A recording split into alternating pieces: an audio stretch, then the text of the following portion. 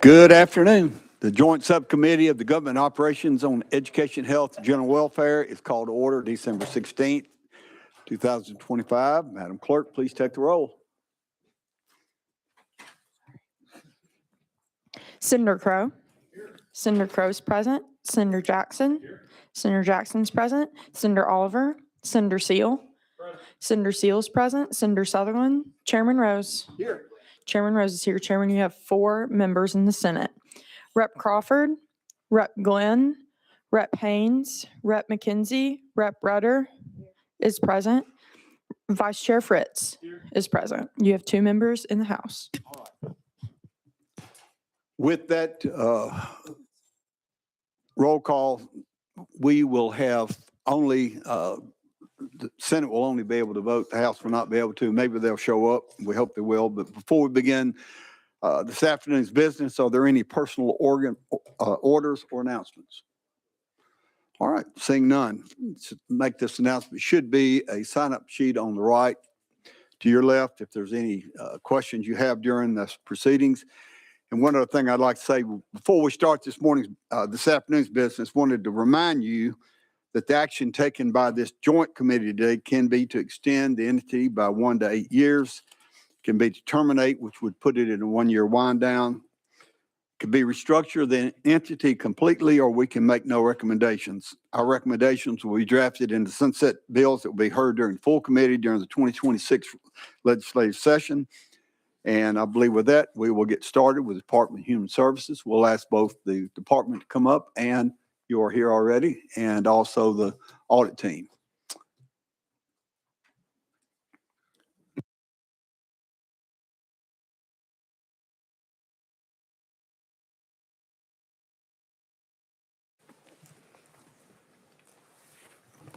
All right, thank you. We'll hear from the auditors first. Thank you for being here today. If you would, identify yourself, tell us who you're with, and you may proceed. Good afternoon, Chairman Rose and members of the committee. My name is Melissa Bowes, and I'm a Legislative Senior Auditor with the Comptroller's Office, Division of State Audit. And I'm here with Legislative Senior Auditor Brianna Jordan and Legislative Information Systems Audit Manager Chase Trammell to present the results of the 2025 Department of Human Services Sunset Audit. The Department of Human Services serves nearly 2 million Tennesseans through a broad range of programs, including family assistance, child care services, and vocational rehabilitation. Our audit covered the period from July 1st, 2021 through June 30th of 2025.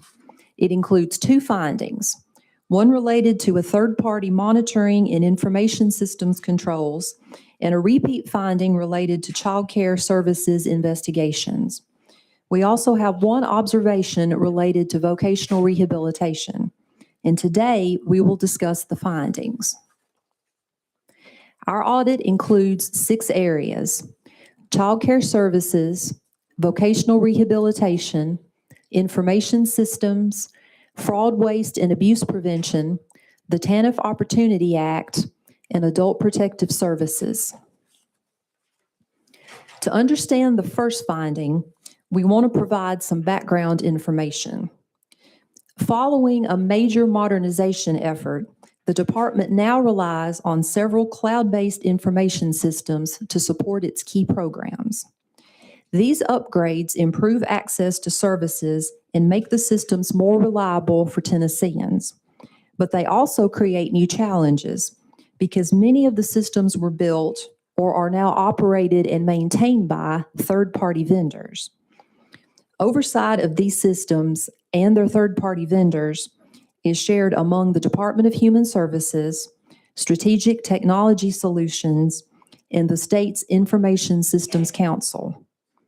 This shared model is designed to promote consistency and security across agencies, but it only works when each group has clearly defined roles, actively monitors its responsibilities, and communicates clearly with the other groups. Our audit looked at whether the shared oversight worked as intended, and whether the department had effective internal controls in place for its information systems. Each system supports a specific program area and has its own third-party vendor that's responsible for development, daily operations, or ongoing maintenance. Understanding these vendor roles is an important part of system oversight. This overview slide shows some of the department's major systems, the programs they support, and when each one was implemented.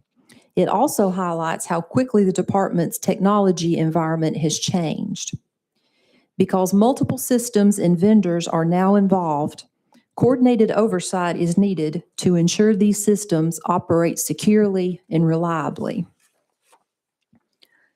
As we noted in finding 1 on page 11 of the report, our audit found that the department and STS did not jointly establish effective oversight and monitoring of the department's systems.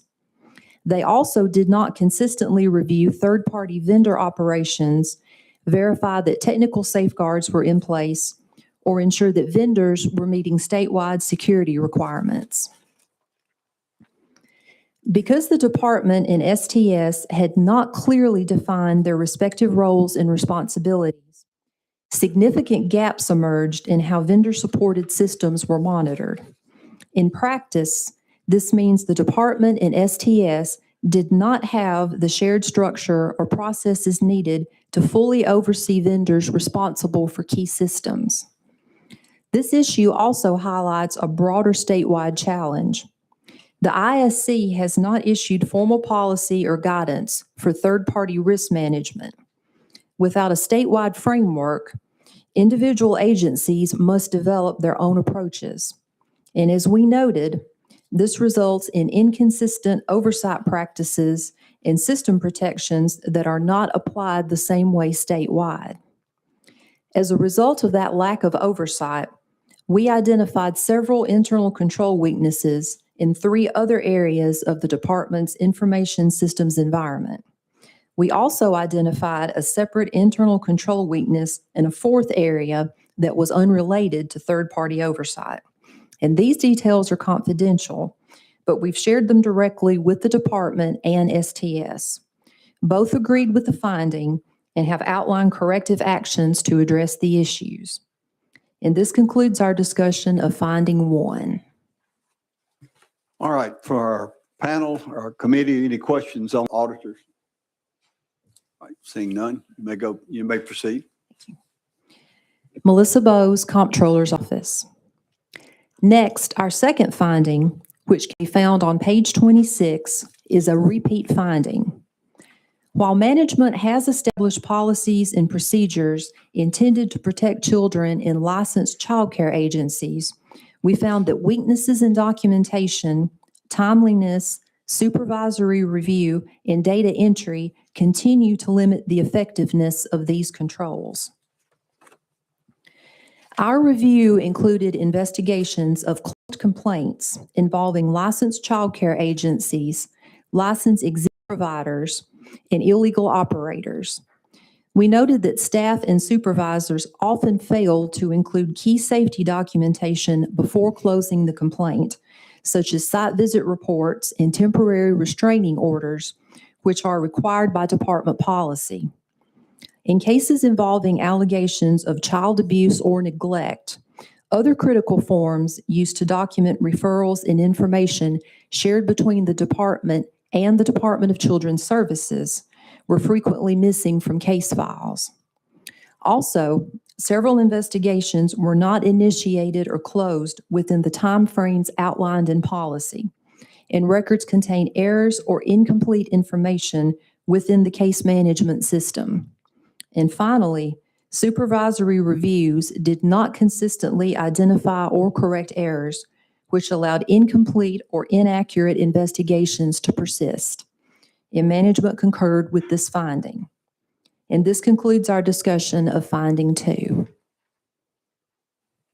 All right, thank you so much for the presentation. Any questions from our committee to the auditors on finding 2? Okay. All right.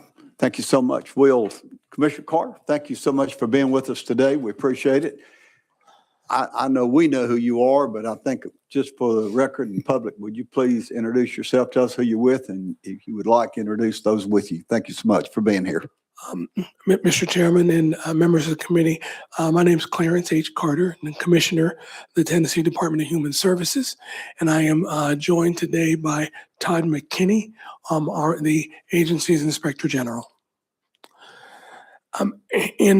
Before I dive into our responses to the findings, I want to share with the committee that when I arrived here, and it will be 5 years ago next month, one of the things in my very early review of the agency's functions was a historical, difficult relationship between the Department of Human Services and the Comptroller's Office.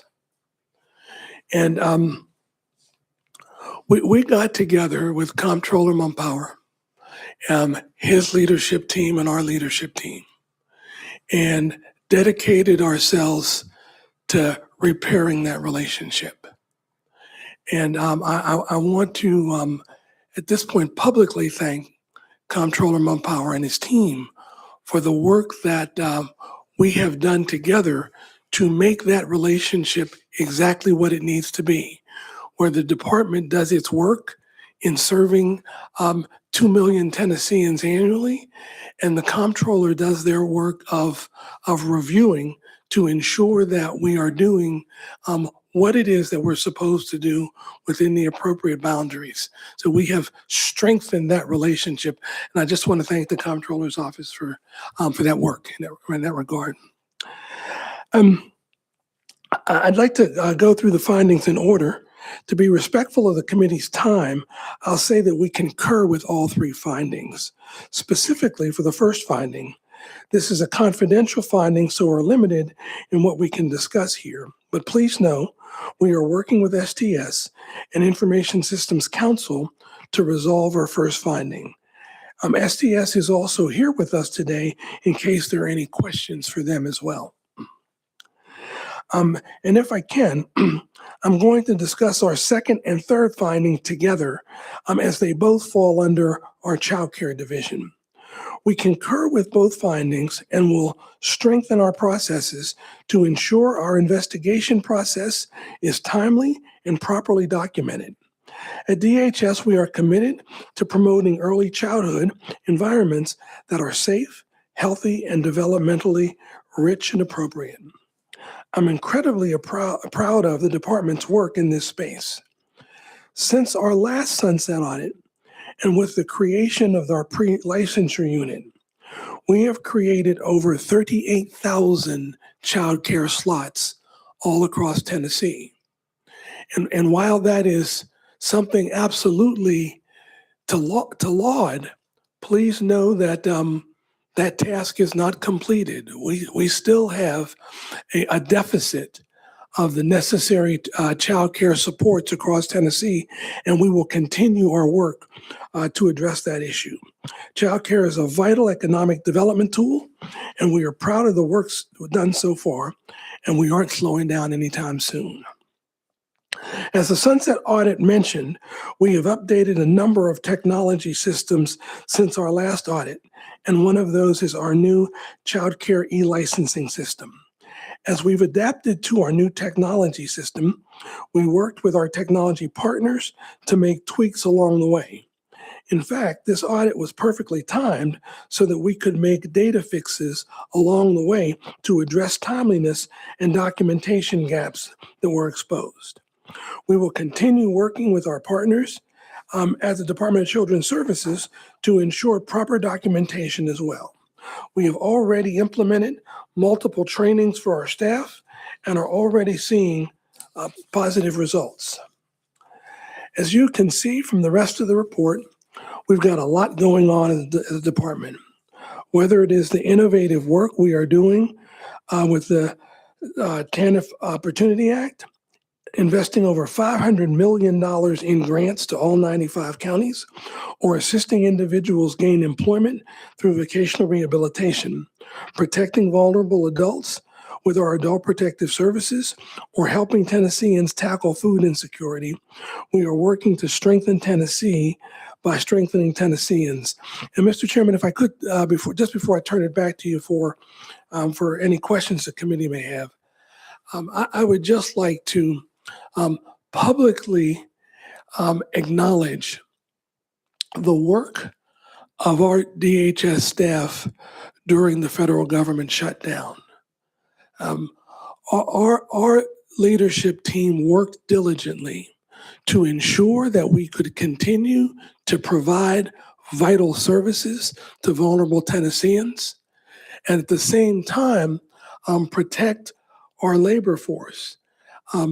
DHS is the state agency that is probably most significantly federally funded.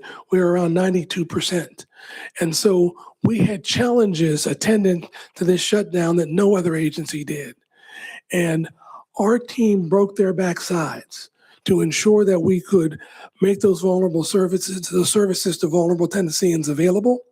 And also, as I said, to protect our labor force.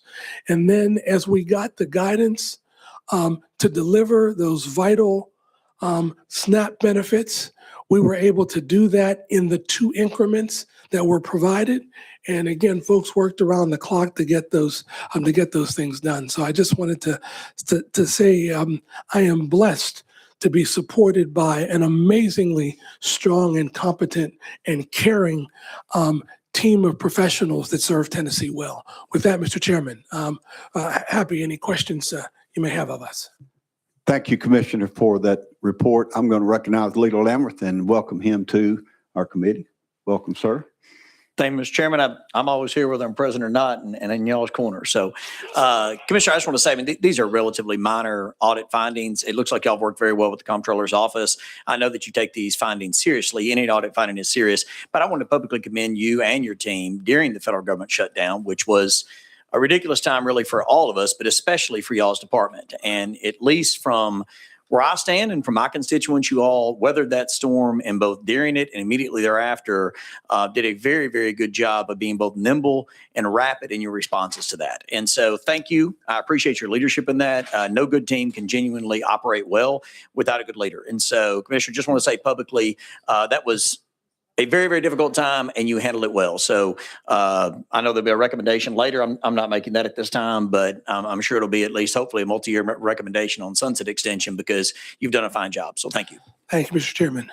Thank you, Leader. And next is Chairman Fritz. You're recognized. Thank you, Mr. Chairman. Thank you all for your work, and thank you for the report. I have 2 basic questions. The first one has a couple parts to it. The gap that we refer to in the report, I'm assuming it's a cyber type gap.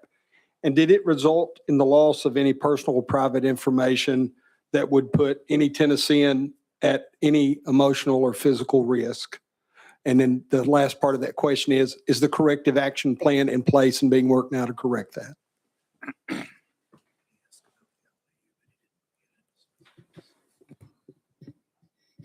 I'll speak first, Representative. We did not identify any actual exploit of the information, but that's not to say that it couldn't lead to it.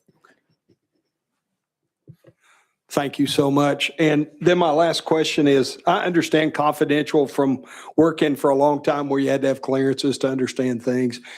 Is it possible to view any of this information in a redacted version so that someone is not compromised, so that to gain a better understanding, just for your thoughts? And I'd like to hear from both the department and the comptroller on that, please.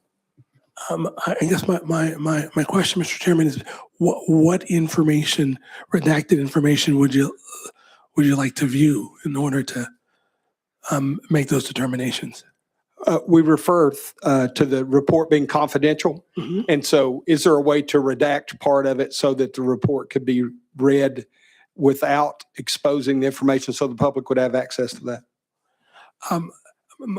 My suspicion is the answer to that is yes, but I will need to get with the team to figure out how to do that.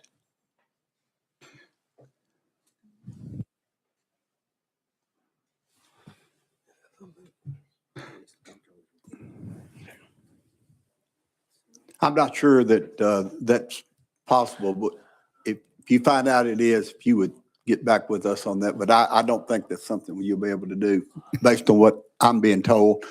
But Chairman Fritz will find out, and if we can, we can. If we can't, then we'll accept that and go on. Okay. Any other questions from our committee? Chairman Crowe, you're recognized. Commissioner, thank you. That was a great report. We appreciate the work you guys are doing, especially in that downtime when, you know, I think every day at home, we were trying to figure out how to help people that needed it and make sure that those that did need it were the ones getting it. And I just want to, I know in Tennessee for many years now, and I've been around for 35 of these years in the Senate. Even many years ago, we've tried to make sure that those people that can't work, you know, and truly need help are the ones that get it. And then obviously those that can work, go to school or volunteer, those sorts of things, are not getting something that should go to those that were truly needed. Are we in good shape with that? Right. Mr. Chairman, Are we hindered at all by the federal government anymore in trying to make sure that that happens? I would say that as we move in that direction, yes, we are currently hindered by the structure of the federal government in serving. Many of our agencies serve the same individual, but because of our structure, we do it in silos. But we have been working across agency to look at some opportunities to bring together our many resources to be able to serve in a more comprehensive way. We believe that everyone who can work should work. And we believe, quite frankly, that most Tennesseans can work. And we simply have got to find ways to get beyond the ridiculous structures that we are required to operate in to achieve the objective of getting all Tennesseans to work. But I would tell you that we have a joined at the hip relationship with the Department of Labor and Workforce Development. This very morning, we were meeting with TennCare to discuss an amazing opportunity. And so we are working very much across our silos to try to make the whole greater than the sum of its parts. And Mr. Chairman, the thing that I would say to you, and I say to my federal partners, and I say to many of my colleagues across the country, we don't need more money. We need less stupidity in the structures that we operate in.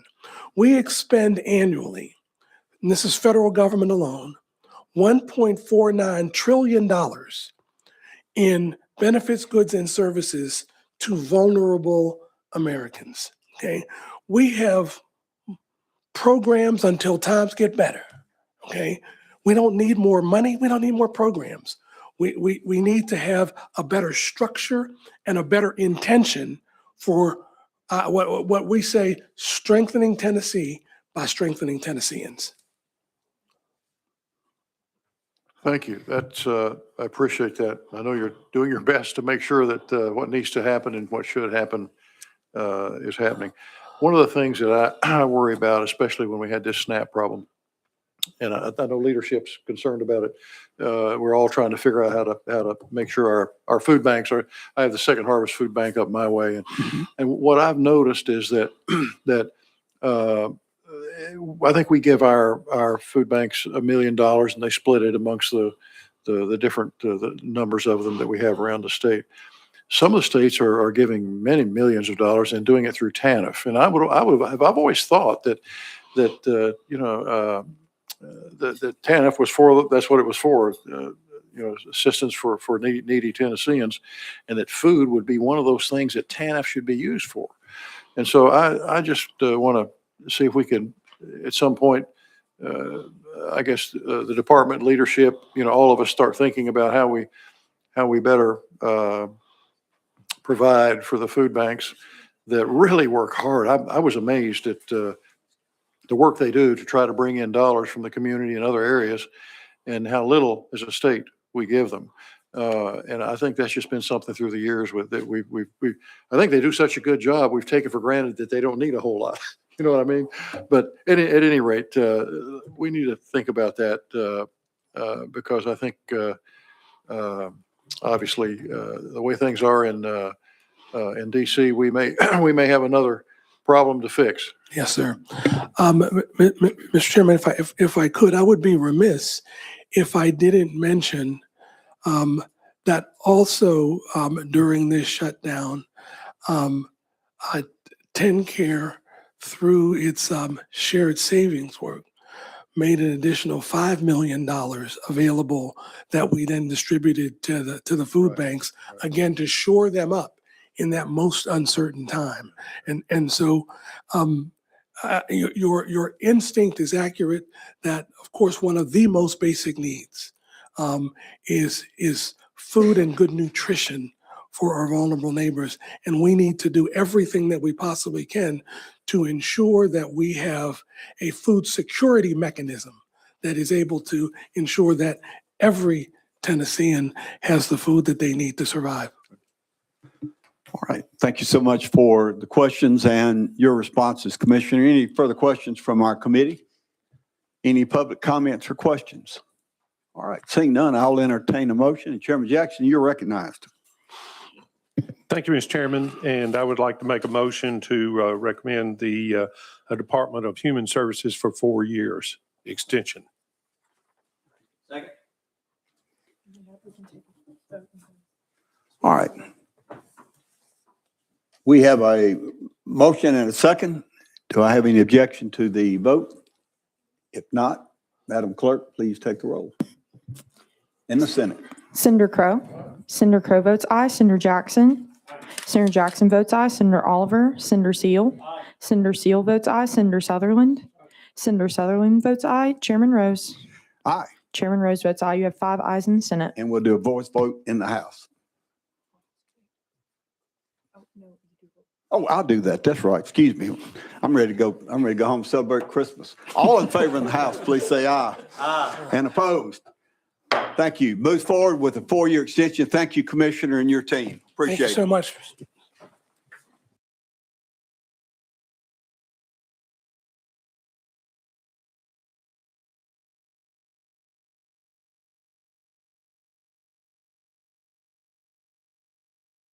All right. Good afternoon again. We've got the Department of Children's Services, and if you will come forward, take your seats, and also the auditors, and we will recognize the auditors first.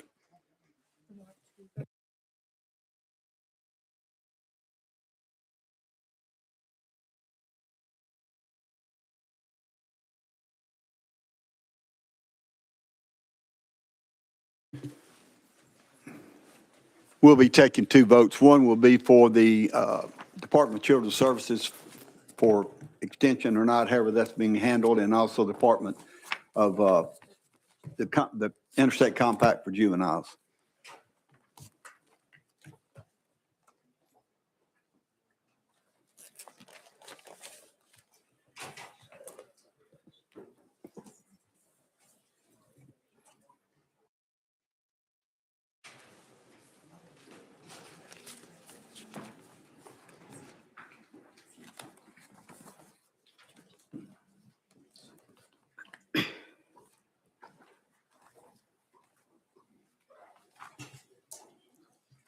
All right, good afternoon. I think we're ready to go. We'll recognize the auditors first, if you will. Great. Tell us who you're with, your names, and you may proceed with the audit. Perfect. Good afternoon, Chairman Rose and members of the committee. My name is Lindsay Stouderman, and I'm a Legislative Audit Manager in the Comptroller's Office, Division of State Audit. I'm joined by my colleague, Jacqueline Clute, and we're here to present the results of the 2025 performance audit of the Department of Children's Services and the Interstate Compact for Juveniles. We will begin with the results for the Department of Children's Services. The department's mission is to act in the best interest of Tennessee's children and youth, and the department's vision is children first. The information we are presenting today reflects some of the most critical challenges facing the department. These findings call for immediate attention and meaningful action to improve oversight, accountability, and care for Tennessee's most vulnerable children and youth.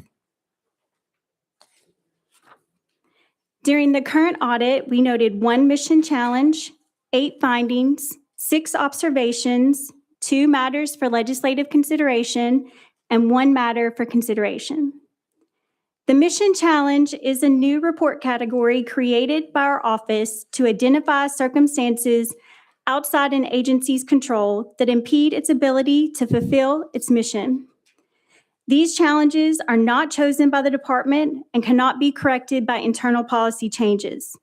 Yet, they significantly affect services for children and youth.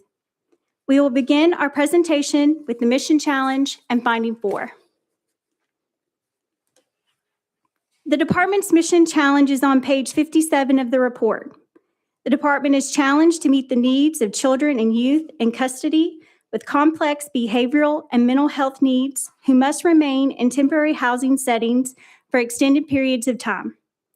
The department seeks placements to meet each child's individual needs. And recently, the population of children and youth entering the department's custody have increasingly had higher behavioral and mental health needs. Due to this, the department has had difficulties finding appropriate placements for these children and youth. And when the department is unable to immediately secure a long-term placement, the department relies on temporary housing. This includes transitional houses such as department leased housing and community and faith-based partners, as well as state office buildings. In these temporary placements, children and youth must have round-the-clock supervision by DCS staff, supplemented by contracted sitting and security personnel as needed. And between March and September of 2025, the department housed 1,173 children in transitional houses and office buildings. These children stayed on average 12 days at a time, with some staying up to 160 days. Staying in temporary placements such as these creates additional stress and trauma on the children and youth, leading to increased behavioral issues, as well as an increased burden on staff to provide constant supervision. The challenges identified by management represent significant obstacles for both the department and the state to overcome. To make sure every child in custody has a safe, stable, and supportive place to live, everyone involved, including the department, foster parents, service providers, community groups, and policymakers, must work together quickly. Again, while these circumstances we just described are outside the department's control, management can control how they monitor conditions and supervise children in transitional houses and office buildings. So in finding 4 on page 67, we noted that despite recent improvements, the department has not fully met its oversight responsibilities for hard-to-place children and youth who remain in transitional housing. We observed the same concerns reported in the prior audit involving the staffing resources needed to supervise the children and youth and the length of nights a child or youth stayed in a temporary setting. We also noted several new conditions, such as weak oversight of conditions within the transitional houses, overcrowding. So for example, some spaces had more children than beds available, missing or incomplete records to indicate who was supervising the children in these settings, and incident reporting practices that omitted key information, like where the incident occurred, which would give management a clear picture of what is going on in these locations. These conditions increase the risk of more serious incidents or injuries among children, youth, and staff, as limited space and high occupancy can make it more difficult for staff to provide adequate supervision, respond quickly to a behavioral crisis, and maintain a safe environment for everyone present. Management concurred with the mission challenge and finding 4. And I will now turn it over to my colleague Jacqueline to present the remaining findings and one of the matters for legislative consideration. Jacqueline Clute, Comptroller's Office. Finding 1 on page 19 focuses on the Special Investigations Unit, or SIU, which handles abuse and neglect allegations involving authority figures such as teachers, daycare workers, and foster parents. Finding 2 on page 30 covers Child Protective Services, or CPS, which investigates all other abuse and neglect allegations. In the prior audit, these were combined into one finding, but they are now separated because the groups no longer fall under the same division or leadership. For both SIU and CPS, we found repeat and new problems, including weak supervisory oversight that contributed to missed or late key investigative steps, such as required face-to-face contacts with children, and also untimely allegation decisions and case closures. See figures 9 and 10 on pages 22 and 23, and 13 and 14 on pages 32 and 33 for the full details of repeat and new conditions for both SIU and CPS, respectively. When investigators do not perform tasks thoroughly and within critical timeframes, the quality and outcomes of investigations may be compromised, leaving vulnerable children in unsafe or potentially abusive situations. Within SIU specifically, both we and the department noted a pattern of investigators not substantiating allegations even when evidence supported it. As a reminder, to substantiate an allegation means the investigation found that there is enough evidence to say that it really did happen. In February of 2020, an in-depth internal review of 150 SIU investigations statewide and found investigative weaknesses and incorrect substantiation decisions in one area of the state. The department subsequently expanded its review to include additional cases in that area. Management cited several reasons why this occurred, such as high caseloads, staff misinterpreting policy, a reliance on other departmental units to address safety concerns identified during the investigation, and sympathy towards alleged perpetrators and the impact of substantiations on perpetrators' livelihoods. The Special Investigations Unit has a responsibility to investigate allegations of abuse and neglect involving authority figures, again, like teachers, daycare workers, and foster parents, to keep children safe from harm. If SIU does not substantiate allegations when they have evidence to do so, the people responsible for the alleged abuse and neglect might not be held accountable.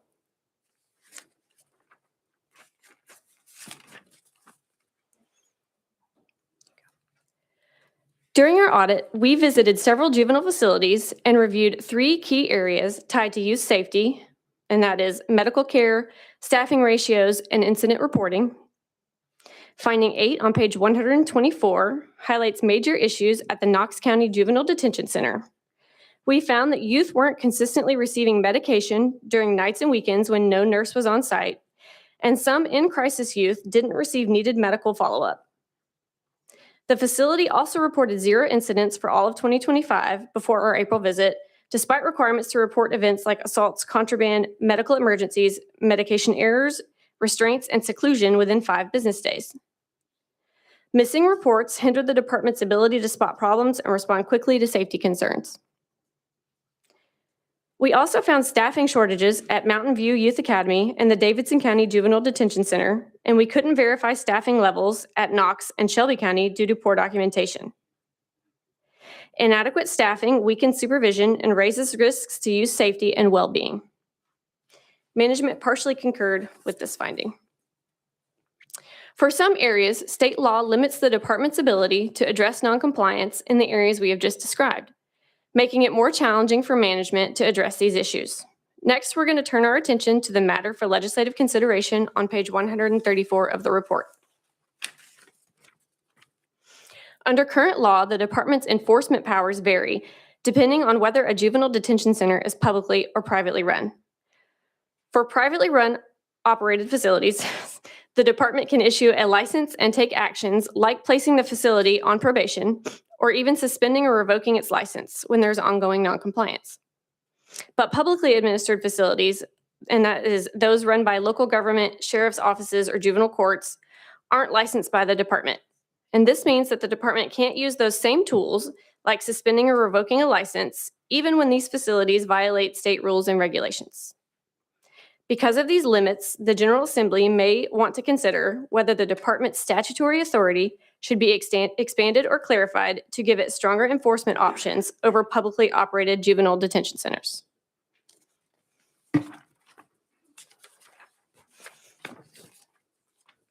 Finding 3 on page 39 outlines the reasons for the department's delays in updating child fatality and near fatality information on its public website. When we reviewed a sample of cases from 2023 and 2024, we found several contributing factors to the delays. First, local medical examiners' offices had backlogs, and the department was still awaiting autopsy reports. Second, investigators had received the autopsy report, but still had outstanding or unfinished investigative tasks to complete before they could close the case. And finally, investigators had the autopsy report and had completed all investigative tasks, but they still had not prepared or management had not reviewed and approved the final closing fatality summary. All of these things slowed the department's ability to complete investigations and post timely information regarding child fatalities. We also discovered that no near fatality information had been posted from October of 2023 through May of 2025. And this was because the department did not have a physician reviewer in place to review medical information to determine if a near fatality occurred. Management explained that they were unable to secure a contracted physician to review those cases and make those determinations, which created a significant reporting gap. These delays and reporting gaps weaken transparency around child fatalities and near fatalities and limit the public's ability to evaluate Tennessee's child protection system.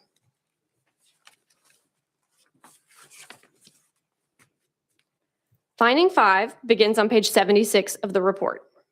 The department has been using the Tennessee Family and Child Tracking System, or TFACS, as its main information system since 2010.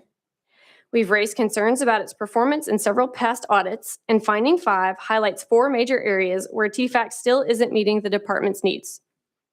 2 of these issues are repeats, and that is limited reporting capabilities and cumbersome manual workarounds. The other 2 are new, and that's duplicate records for children, family members, and alleged perpetrators, and ineffective processes for limiting access to sensitive information. The department is currently working towards a new information system and plans to have it fully implemented by the end of 2026. TFACS, however, is still the department's primary case management system, and its limitations may continue to impact management's ability to oversee child welfare operations efficiently and effectively. Finding 6 is on page 85 and highlights a repeated issue with the timeliness of medical and dental screenings for youth in the department's custody. After the last audit, the department didn't correct overdue screenings or fix process gaps, choosing instead to wait for new procedures that would come with the rollout of their new information system. We found that in 2024, for children in the department's custody, medical screenings for up to 13% of children and dental screenings for 19% of children were more than 30 days late. The department's current process for completing screenings and having regional nurses review them isn't working as intended and needs to be overhauled. Manual steps also continue to cause problems, including lost documentation and data entry mistakes. These weaknesses limit management and staff's ability to use upcoming and overdue reports as effective oversight tools, impacting management's ability to safeguard and to provide services to meet children's health needs.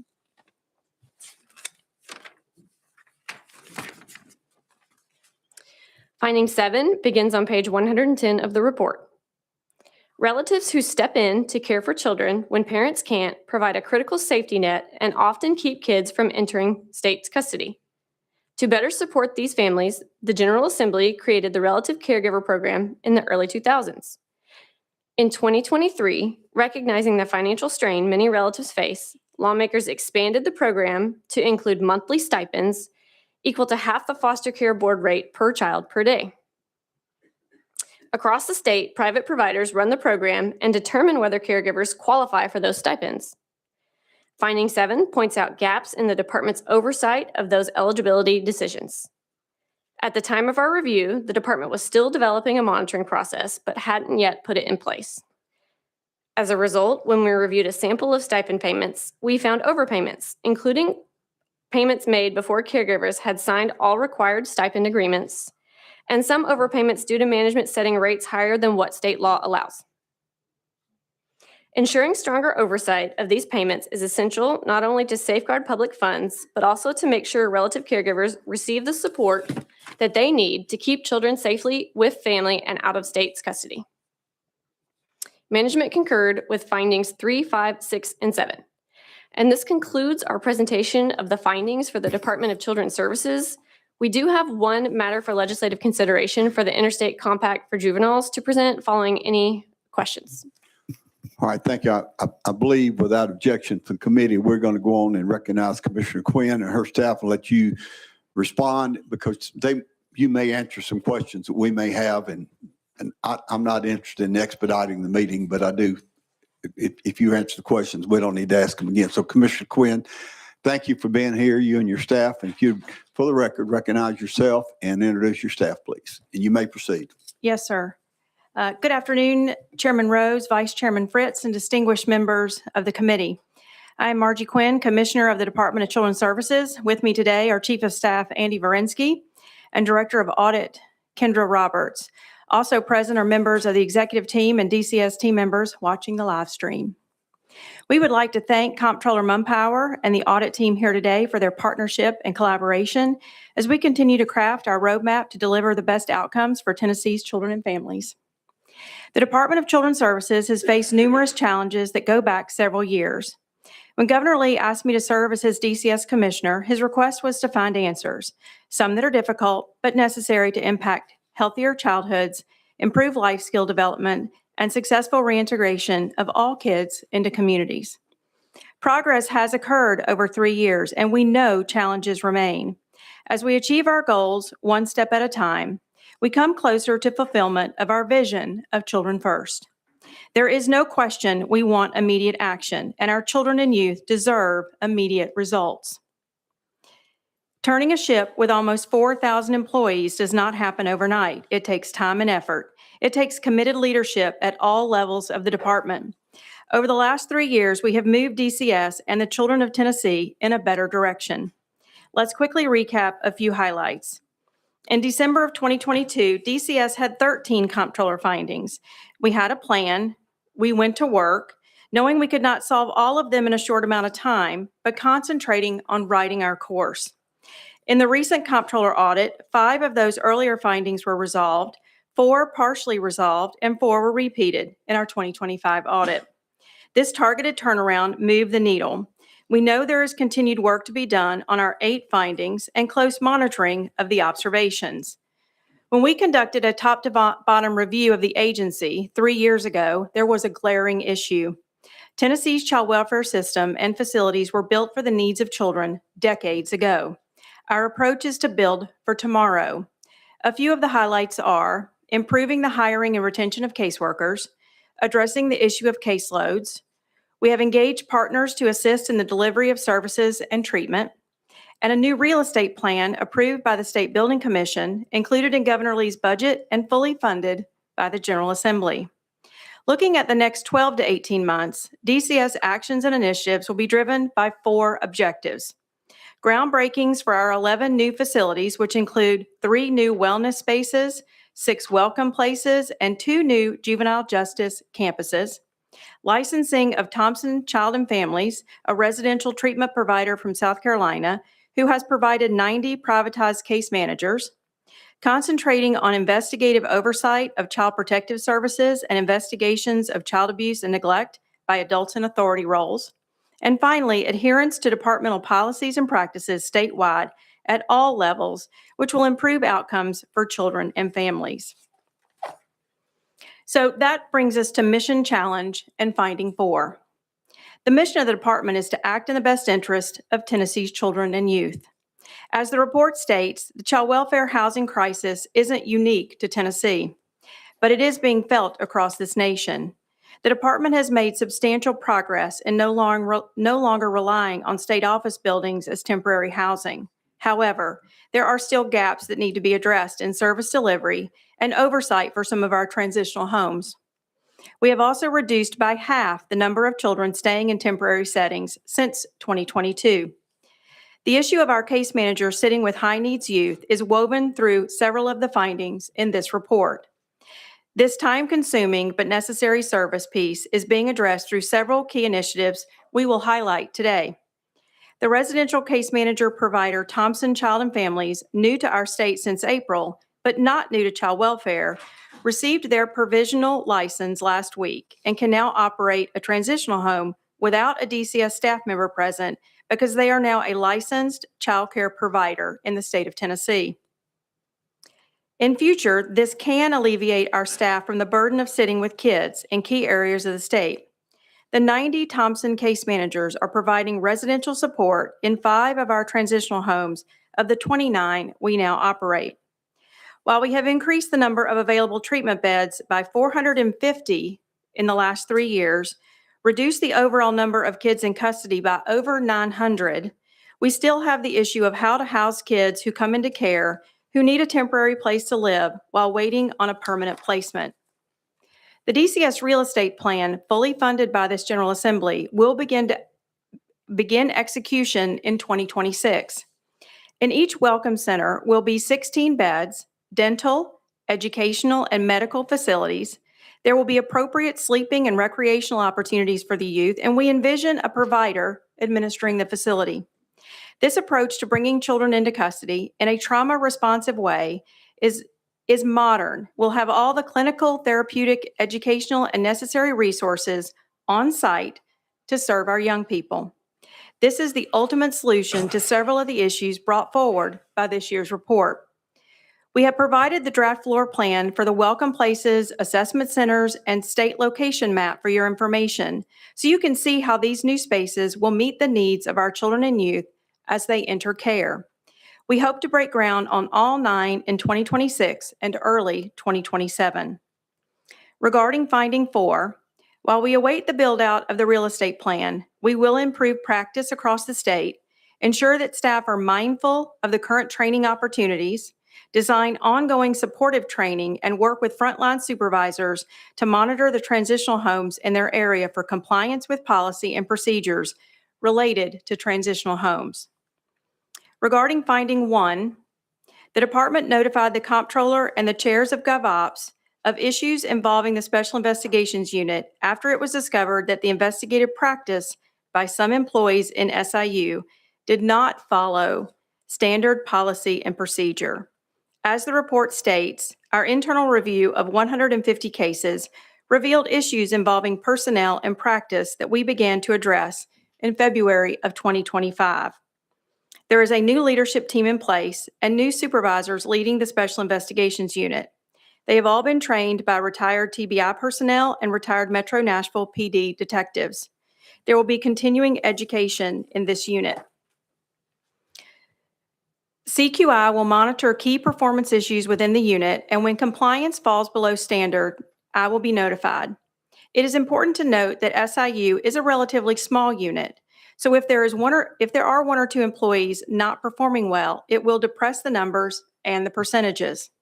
It will be important to determine on a quarterly basis how the unit is performing, as well as each individual employee. Regarding finding 2, CPS, Child Protective Services, is the area of the department where case file averages are still over the case cap of 20 in the hardest hit regions of the state.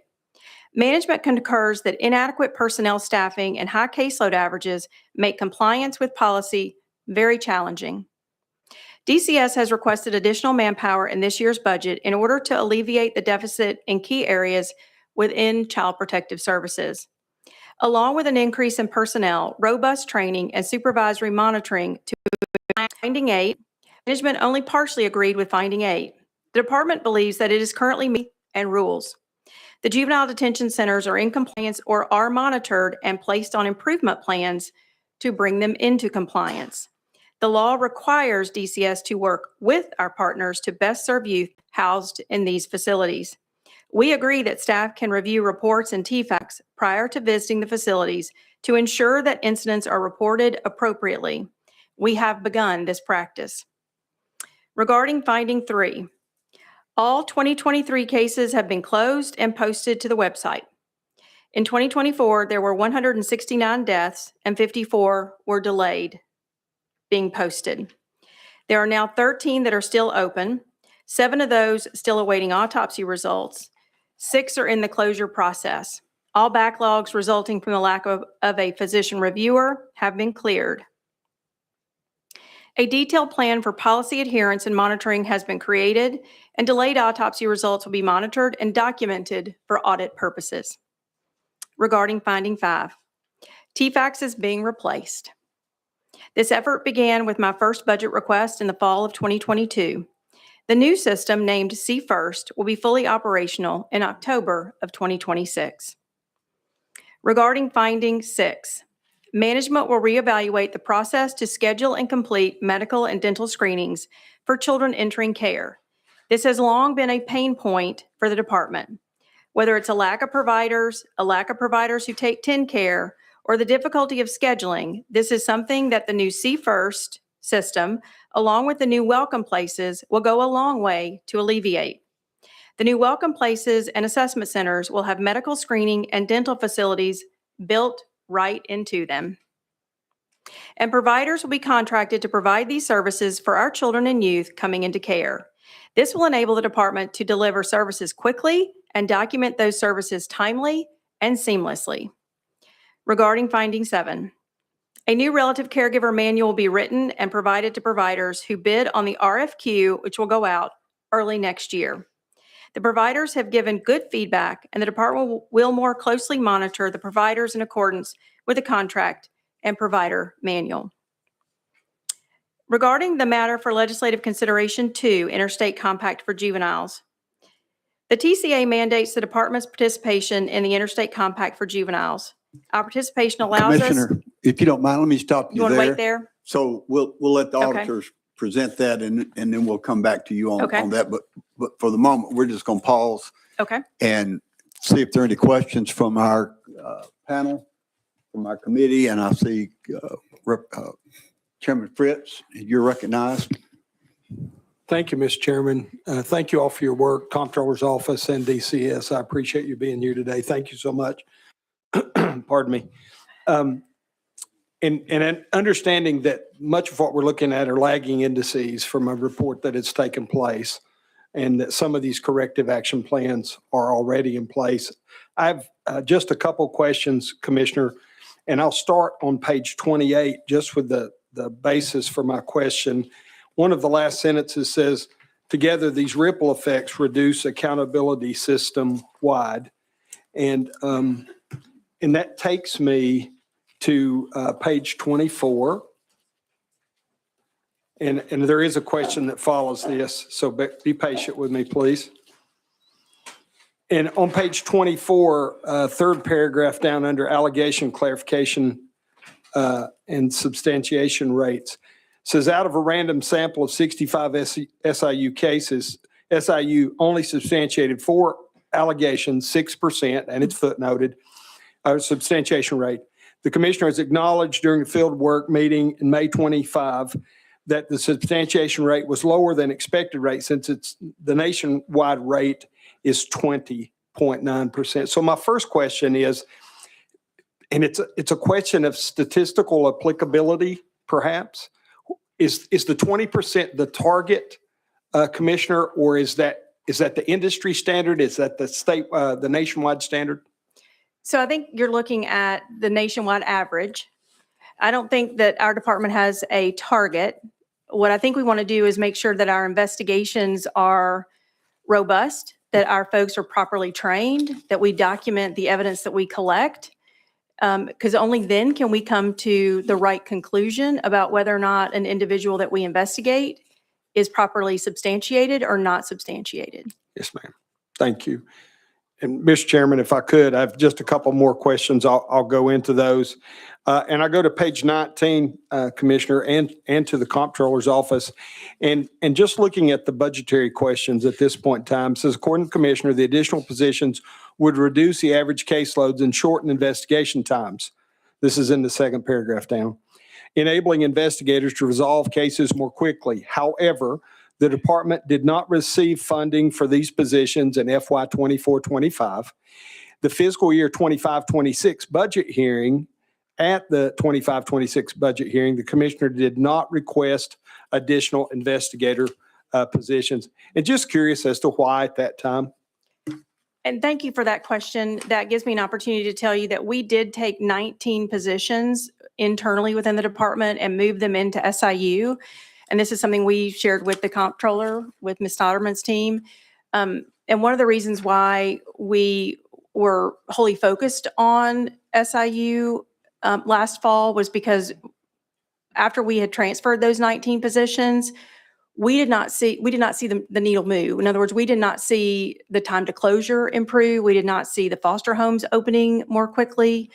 We did not see the numbers improving in SIU, even though we had transferred 19 new positions, which told us that there were some problems within SIU that needed something other than new positions. I will tell you that the case file averages pursuant to the training that we have delivered are beginning to fall. We feel like the investigations and the documentation has improved substantially. And we also think that the new positions that we have requested are probably going to primarily be for Child Protective Services. That's where we need them the most currently. Go ahead. And just one last question. Again, Commissioner, thank you for your time on this. So as you know, I've gotten many from my constituents, and we've talked many times about reports, and I appreciate your responsiveness to those things. And this question really kind of ends on page 21, and it refers to the timeline of things. As I read through the report, I could draw a correlation to timeliness of things in most of the categories. Like of the 5 bullets at the top, I think 4 of those are probably timeline related. And my questions are simply these, and I'll stop and just hear your thoughts on them. Is this a need for more resources to address this matter? And I think we've heard some of that already, firstly. Secondly, were additional resources people budgeted for are coming into this year? And I'd like to hear your thoughts about what's coming up in the coming budget. And then the third question is capital assets, the balance between capital assets for the department, vehicles and facilities. And I think we've talked about the facility, especially one in Lenoir City, multiple times. Yes, sir. Have we got the right balance on that? I understand we need to plan for the future, but with the timeline issues we have we got the right balance on meeting the need for the young people now and with the capital investments? Well, I think that's why we have, we needed to hire and stabilize the environment for our staff. We needed to hire and get to a good retention before we came to the legislature and asked for additional personnel. We asked for privatized case management in the interim in order to drive down the case file averages, which provided relief to our staff. We did transfer those 19 internal positions over to SIU in order to try to drive down some of the issues within SIU. And we've done other internal strategies that we have looked at in order to try to alleviate some of the things that are going on within our agency. I do not think that DCS or the Department of Children's Services has had the necessary tools and infrastructure to deal with the onslaught of kids that are coming into custody. I've talked about that quite a bit in hearings and in budget hearings. I think the real estate plan is going to be transformative for this agency. We have the last 2 years invested in vehicles for our case managers, because heretofore they were driving their own private cars and transporting kids in private cars that had no GPS trackers. I can't ascertain this whether those are safe or not, whether the tires are bald or not, whether the oil's been changed or not, whether the seat belts are functioning or not. And I can tell you that so far it's been a fiscal net neutral with regards to people putting in mileage versus, a state vehicle. And so right now we're looking at a fiscal net neutral, putting cars, and it is safer. When we've had case managers involved in an accident, we know it within 60 to 90 seconds, and we can get help to them almost immediately. Whereas if they're in their private car, we don't know. One follow-up. Thank you, Commissioner. And you mentioned 350 bed increase statewide, I think. 400. 400, I'm sorry. And then you mentioned a total number. I didn't get that number, reduction of children in state custody. 900. How do we see that trend going for reuniting with the family now? Is that something that's favorable? I'm not asking a gotcha question with specific numbers, but is it favorable and how do you project that trend's going? So I think that we are, again, trying to put strategies in place to reunify or take advantage of kinship placement. Reunification is always preferable when that can be accomplished safely. We are trying to narrow the front door and widen the back door, if you will. I think prevention programs like the Safe Baby Courts have been transformative for our agency and for this state. I think the Relative Caregiver Program, which is at max liability at $34 million, has made the difference in several thousand kids' lives because they've been able to stay at home with relatives and have not come into custody. These are kids at risk for coming into custody. And so these prevention strategies are helping us keep kids out of custody, helping us keep kids out of temporary placements. And I think the investment in that is going to pay off dividends for this state in the long run. Thank you, Commissioner. Thank you both. From our committee, any further questions? Leader Lambert, you're recognized.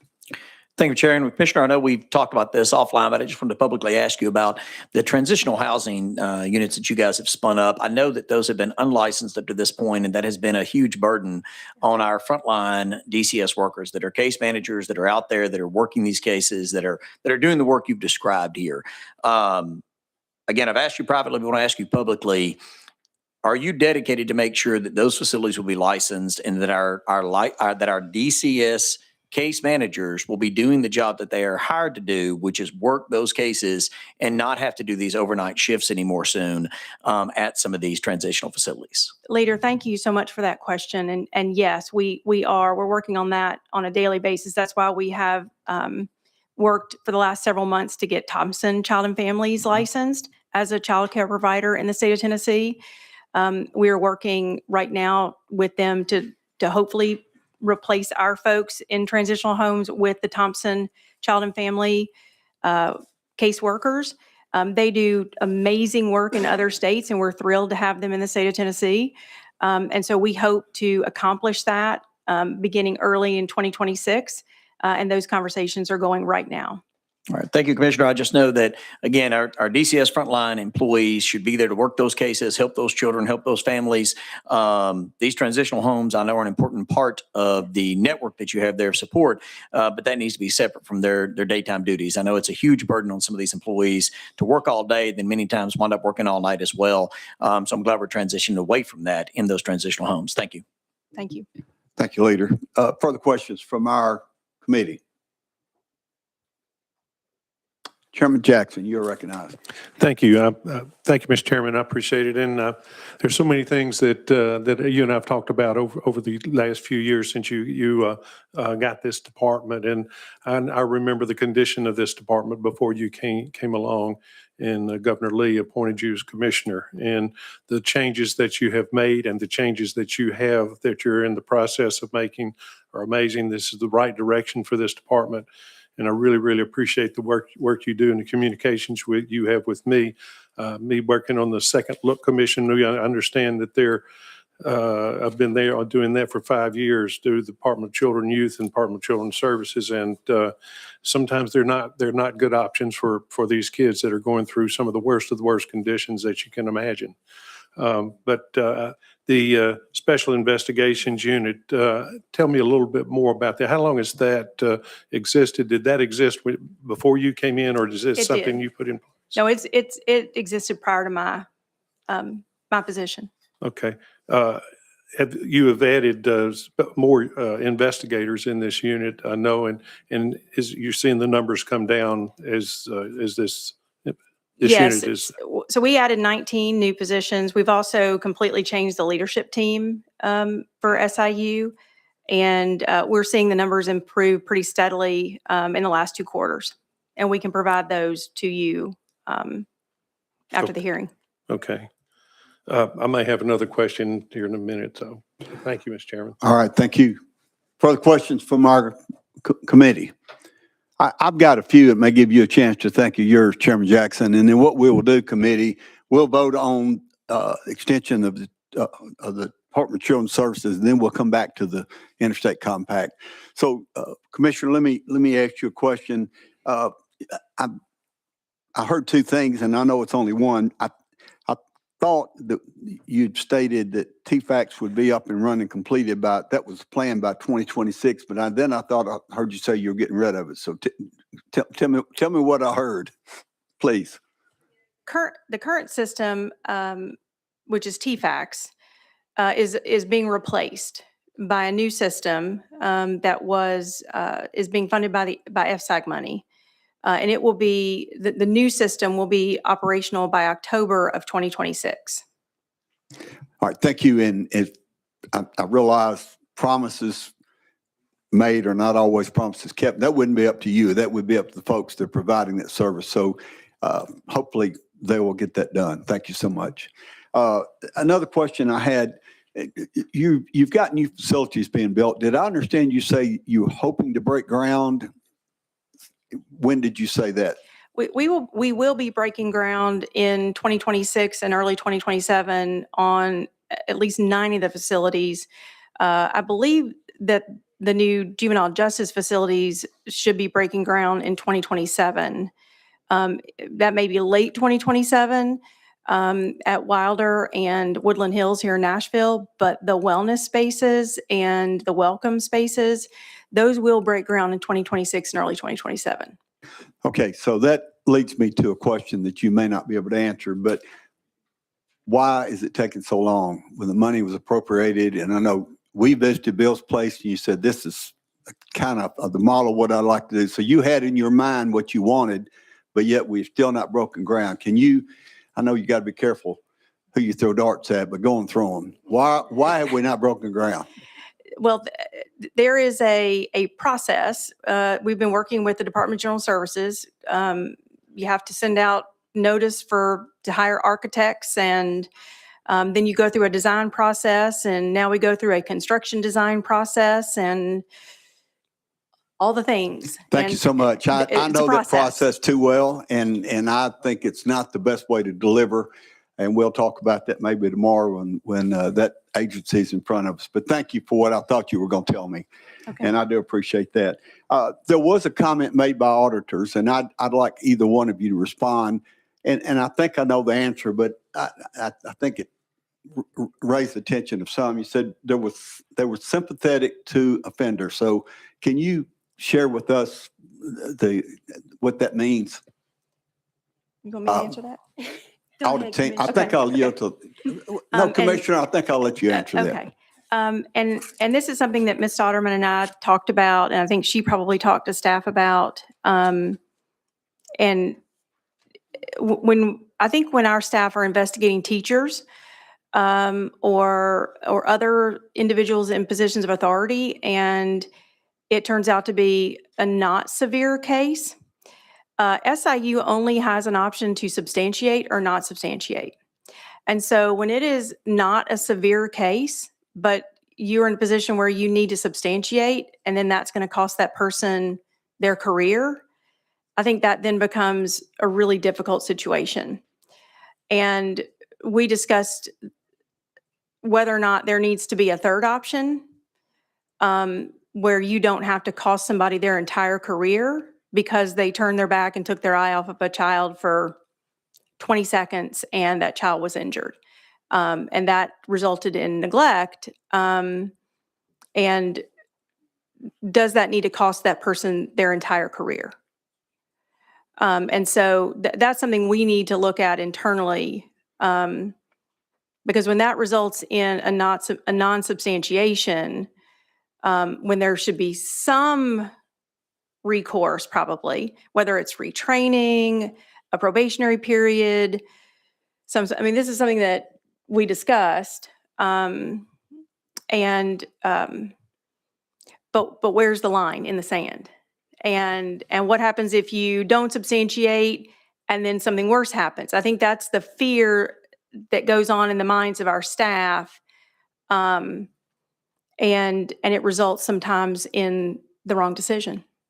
Well, thank you for that. And Ms. Totterman, do you want to inject anything in there at all? Is that accurate? That's accurate. We don't have anything else to add. All right, thank you so much. All right, thank you for those responses. Any further questions from our committee? All right, seeing none, we will entertain a motion for the public comment, excuse me. Any public comments or questions? Seeing none, we'll entertain a motion. Chairman Jackson, you recognize, and this is for the Department of Children's Services extension. Thank you, Mr. Chairman. There are two parts to my motion. The first part of my motion is to extend a motion to recommend to extend Department of Children's Services for 3 years. And my second part of my motion is to require the department to report back to the Education, Health, and General Welfare Joint Evaluation Committee by December 31st of 2026 to update the committee on its progress in addressing the findings and observations set forth in the December 2025 performance audit report issued by the Division of State Audit. All right, thank you, Chairman Jackson. You've heard the motion. To have a second? Got a second, Senator Seal. Any objection to the vote? Seeing none, Madam Clerk, take the roll call vote in the Senate, please. Senator Crowe. Senator Crowe votes aye. Senator Jackson.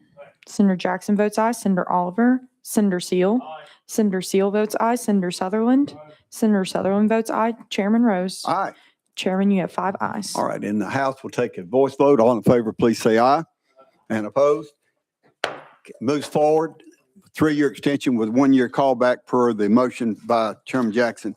We'll move now to the Interstate Compact for Juveniles. We'll ask the auditors to make their report, please. You may proceed. And if you don't mind, again, just tell us who you are so the public will know and who you're with. Thank you.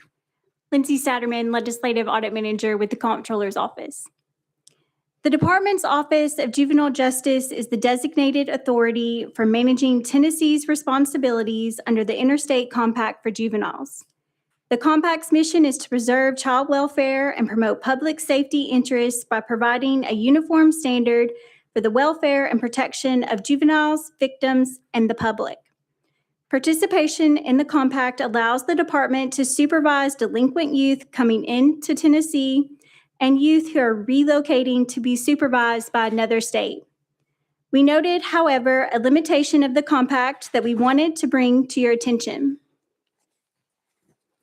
See the second matter for legislative consideration on page 149 of the report. Under National Compact rules, member states must use the National Uniform Nationwide Interstate Tracking for Youth System, also known as UNITY, to share and store juvenile case information. The Compact's privacy policy prohibits outside governmental agencies, including internal and external auditors, from reviewing UNITY records of juveniles subject to the Compact for review or assessment. And due to this privacy restriction, we were unable to independently verify the state's or the department's compliance with youth supervision requirements. The General Assembly may wish to evaluate legislative options to enhance the state's oversight of the Interstate Compact for Juveniles to establish a privacy requirement that does not impede the state's oversight responsibilities to ensure transparency and accountability of the Compact. We would like to thank Chairman Rose and members of this committee for their time and attention and consideration. This concludes our presentation of the 2025 Performance Audit Report of the Department of Children's Services and the Interstate Compact for Juveniles. Thank you so much, Ms. Stotterman, and your team for what you've done, and I'll address that a little more in a minute. Commissioner Quinn, do you have a response for us on the Interstate Compact, please? Yes, sir. Margie Quinn, Department of Children's Services. This is for the matter for legislative consideration, Interstate Compact for Juveniles. TCA 374101 mandates the department's participation in the Interstate Compact for Juveniles. Our participation allows us to supervise delinquent youth, status offenders coming into Tennessee, and youth who are relocating to other states to be supervised by the receiving state. It also allows for the return of runaway, escapee, absconders, and accused delinquents to be returned to the state seeking them.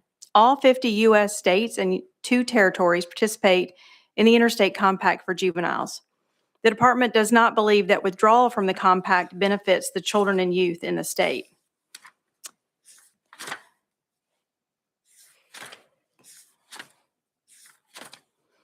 So in conclusion, I would like to say that we do appreciate the comptroller's ongoing partnership in identifying opportunities for improvement.